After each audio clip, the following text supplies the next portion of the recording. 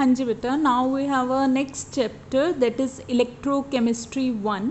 ठीक है, इसमें हमने क्या पढ़ना है? Electrical transport. Electrical transport means movement और द फ्लो ऑफ इलेक्ट्रॉन्स। ठीक है, तो सबसे पहले वो जनरल सी बात बोल रहा है कि कोई भी सब्सटेंसेस जो अपने में से इलेक्ट्रिक करंट को पास करवाते हैं that are known as conductors, और जो करंट को पास नहीं करवाते they are known as the insulators. ठीक है, और वो ब्रॉडली क्या कह रहे हैं कि conductors here are of two types, one is electronic conductors and electrolytic conductors.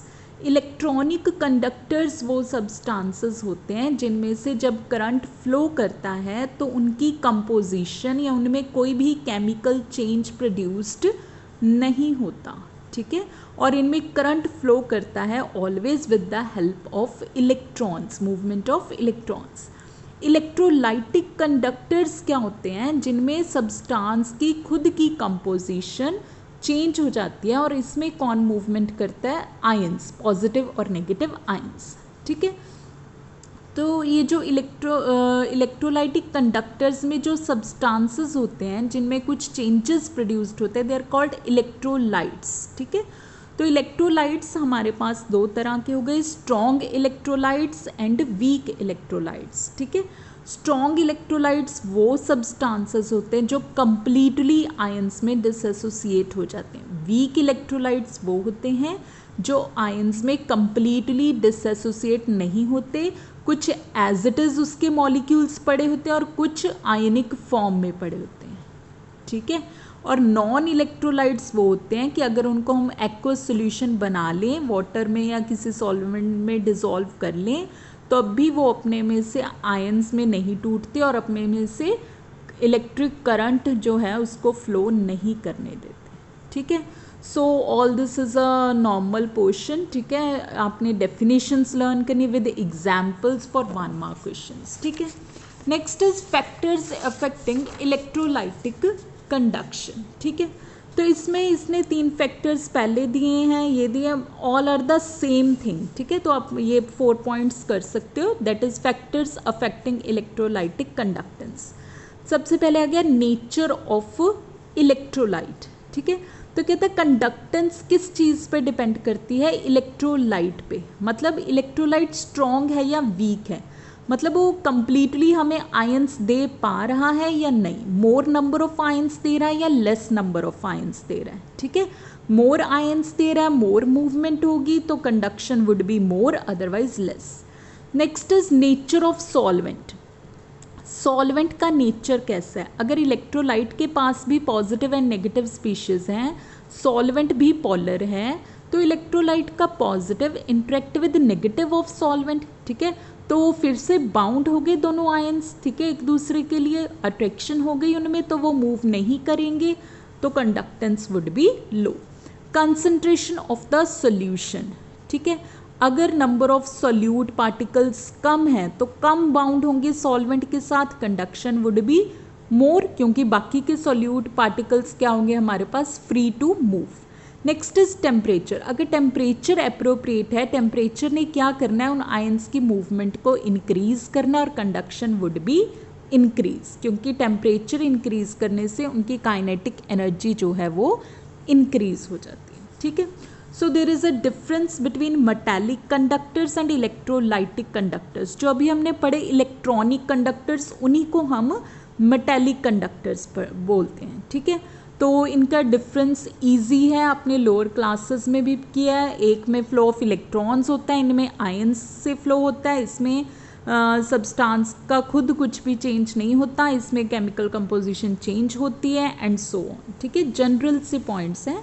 Next is electrical resistance and conductance. ये भी हमने लोअर क्लासेस में पढ़ा हुआ है, ओम्स लॉ पढ़ा है कि किसी भी कंडक्टर में से जितना करंट फ्लो करता है I, that is directly proportional to कि उसके एंड्स पे कितना पोटेंशियल डिफरेंस है, वी। ठीक है, और यहाँ पे प्रोपोर्शनैलिटी कांस्टेंट लग जाता है आर, तो इक्वेशन क्या बनती है? V equals to I are.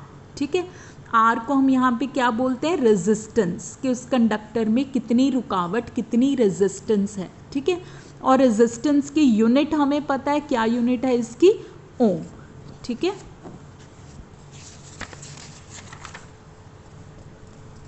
So resistance को हम एक्सप्लेन कैसे करेंगे? With the help of definition. Definition थी हमारे पास V इक्वल्स टू IR, ठीक है। जब 1 वोल्ट पोटेंशियल डिफरेंस है क्रॉस द एंड्स और उस कंडक्टर में से 1 एम्पियर करंट फ्लो कर रहा है, तो उस टाइम जो वहाँ पे R की वैल्यू है दैट इज रेजिस्टेंस, ठीक है। और रेजिस्टेंस हमेशा किसका ऑपोजिट होता है? कंडक्टेंस। मतलब अगर किसी कंडक्टर में रेजिस्टेंस कम है, रुकावट कम है, तो conductance would be more, otherwise conductance would be low. तो इसका यूनिट भी क्या होगा? पर ओम, जिसको हम उल्टा करके क्या लिख देते हैं? मो, ठीक है। Next is specific conductance. Specific conductance क्या होता है कि किसी भी जो कंडक्टर है उसके 1 सेंटीमीटर लेंथ और 1 सेंटीमीटर स्क्वायर एरिया पे जितनी कंडक्टेंस हो रही है that is called specific conductance, ठीक है। तो इसको हम जैसे वहाँ पे हमने कांस्टेंट लिया था R, यहाँ पे कांस्टेंट ले रहे हैं रो, ठीक है। इसको हम क्या बोलते हैं? स्पेसिफिक रेजिस्टेंस और रेजिस्टिविटी, ठीक है।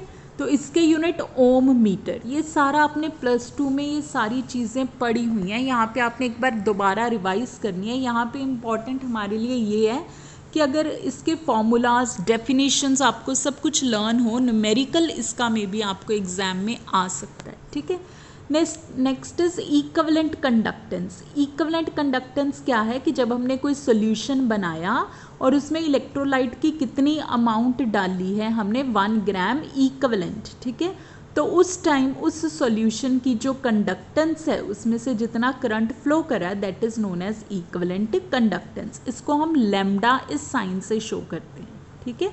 Next is relation between specific conductance and equivalent conductance. इसका हमने सिर्फ ये एक्सप्रेशन फॉर्मूला लर्न करना है, ठीक है।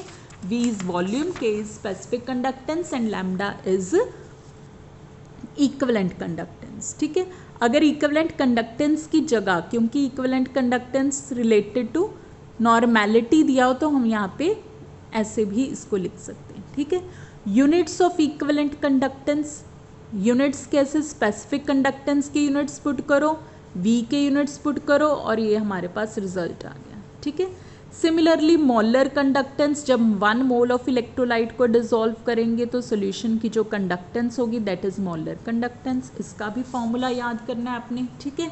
ये बेसिक वेज फिजिक्स में आपने पढ़े हुए हैं, कंडक्टेंस फाइंड आउट करें। ये कुछ एग्जाम में आने वाला नहीं है, आपको जस्ट आपने पढ़ना है, ये टर्म्स आपको पता होनी चाहिए सारी यहाँ तक, ठीक है। इसके न्यूमेरिकल्स जरूर ट्राई करने, जिसके लिए मैं आपको सारा कुछ करवा रही हूँ। सारे फॉर्मूलाज, सिंपल डेफिनेशंस और फॉर्मूलाज लर्न करके न्यूमेरिकल्स जरूर ट्राई करने आपने, ठीक है। इसीलिए मैं आपको ये पोर्शन आज करवा रही हूँ और आपको पूरा एक दिन दे रही हूँ कि हमारे पास 6 सॉल्व न्यूमेरिकल्स और 5 अनसॉल्व न्यूमेरिकल्स हैं। आप पहले ये ट्राई करो, फिर नेक्स्ट पोर्शन करवाएं, ठीक है।